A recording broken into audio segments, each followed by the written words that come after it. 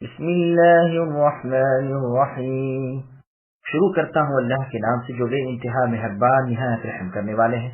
والعصر ان الانسان لفی خسر الا الذین آمنوا وعملوا الصالحات وتواصوا بالحق وتواصوا بالصبر۔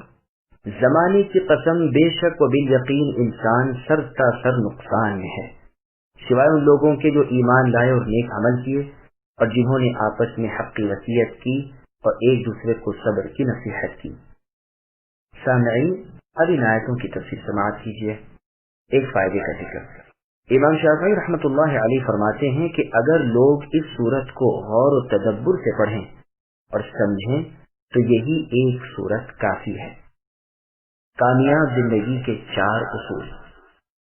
عصر سے مراد زمانہ ہے جس میں انسان نیکی بدی کے کام کرتا ہے۔ زید ابن اسلم رحمۃ اللہ علیہ نے اس سے مراد عصر کی نماز یا عصر کی نماز کا وقت بیان کیا ہے، لیکن مشہور پہلا قول ہی ہے، یعنی اس سے مراد زمانہ ہے۔ زمانے کی قسم کھانے کے بعد اللہ بیان فرماتے ہیں کہ انسان نقصان میں، ٹوٹے میں اور ہلاکت میں ہے۔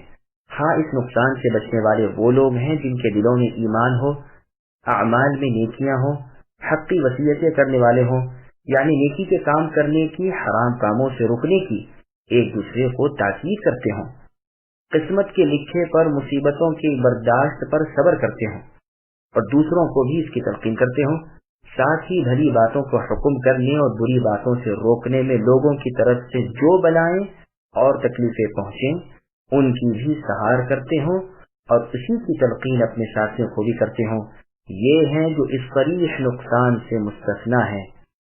سامعین، الحمدللہ سورۃ العصر کی تفسیر مکمل ہوئی۔